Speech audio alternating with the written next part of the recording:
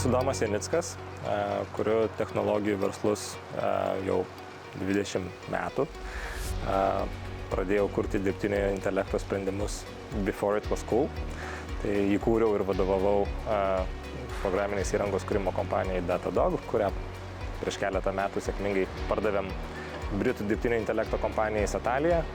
Esu vienas iš dirbtinio intelekto asociacijos įkūrėjų ir šiuo metu turiu eilę naujų veiklų, kuriam programinės įrangos sprendimus edukacijos ir medicinos sektoriam, ruošiam programinės įrangos kūrėjus talentus technologijų akademijoje EDON ir investuoju į startuolius, konsultuoju didelės organizacijas bei organizuoju dirbtinio intelekto konferenciją AI.lt.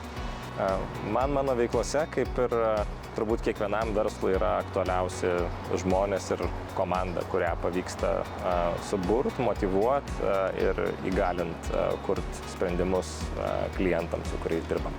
Kaunas man reiškia gyvenimo patogumą ir veiklos galimybės.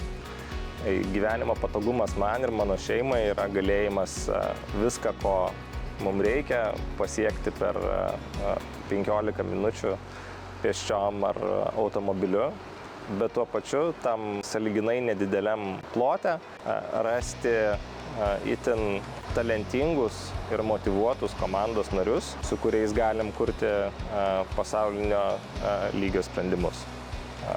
Tuo pačiu Kaunas man reiškia galėjimą tą miesto, tos bendruomenės pulsą jaust kaip 5 pirštus savo pažinot. Reiškia, nuolatos tarsi jaust ir suprast, kuo gyvena tiek technologijų bendruomenė, kuri man aktualiausia, bet turbūt ir visas miestas ir atitinkamai tuo ir džiaugtis ir pasinaudoti tos teikiamomis galimybėmis.